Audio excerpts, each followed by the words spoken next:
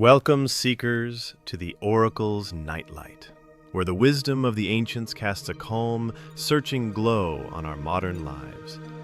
Tonight we set sail not just across the sea, but across the stormy waters of fate and fortune, guided by the extraordinary true story of Zeno of Citium, the founder of Stoicism, whose greatest loss became his greatest discovery.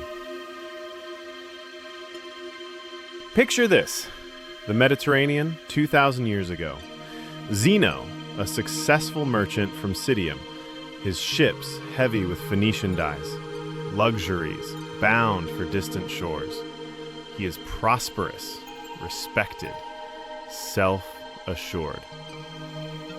Imagine the salty air, the sun glinting off the prow, the world spread wide with possibility. But then, a storm brews on the open sea, one you can neither see nor stop. Thunder cracks the night. The ship is tossed, battered, broken apart. Most of what Zeno owns, what he built his life around, sinks into the depths.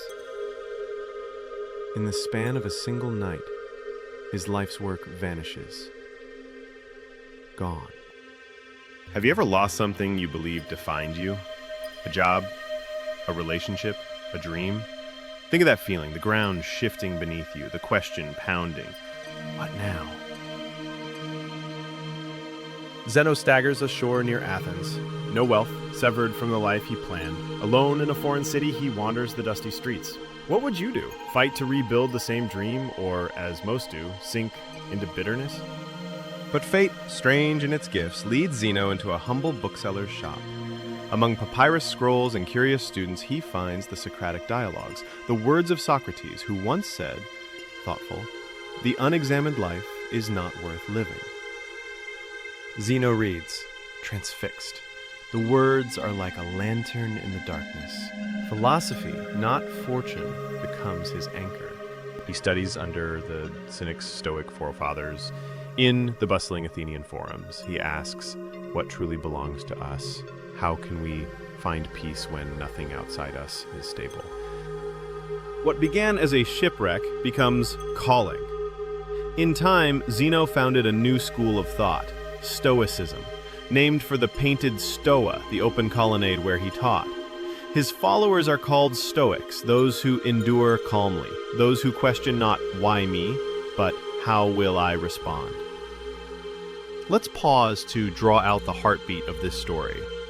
You cannot control what happens, only how you respond. This is the first lesson of Stoicism and one of history's most powerful catalysts for resilience. Zeno himself reflected, "I made a prosperous voyage when I was shipwrecked." Imagine if your greatest loss was not the end, but the true beginning. Imagine every storm in your life as a passage, not to ruin, but to renewal. Let's fast forward to now. A layoff, a breakup, a missed opportunity, a crisis beyond our control. We all face storms.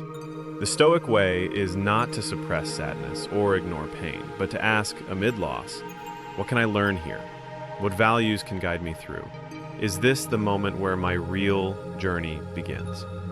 Consider, if you could, would you undo your hardest experiences? Or did they, in hindsight, force you to grow, to reconsider what matters, to seek new shores? Throughout history, innovators, activists, leaders, so many trace their strength to a single transformative loss. Zeno's shipwreck is every person's turning point. Which brings us to you. Take a moment. Recall your own shipwreck, the moment something major was lost or changed. What qualities did you discover in yourself? Did new doors open, even as others closed? If you're willing, share your story in the comments below. Your lesson may be the lantern for someone else, just as Zeno's was for centuries. Before we part, let's return to Zeno's wisdom. He was once rich in goods. He became rich in insight. Stoicism does not promise that storms will pass us by. It promises that if we cultivate virtue, resilience, wisdom, self-mastery, no storm can truly undo us. So next time you're caught in life's turbulence, remember Zeno. Shipwrecked, but unbroken. Let the storm be your teacher, not your tyrant. If this story resonates, subscribe for more journeys into ancient wisdom remade for today's world. Let's build a community that turns losses into legacies. Remember, it's not what the storm takes from you, it's what you find within yourself when all else is lost.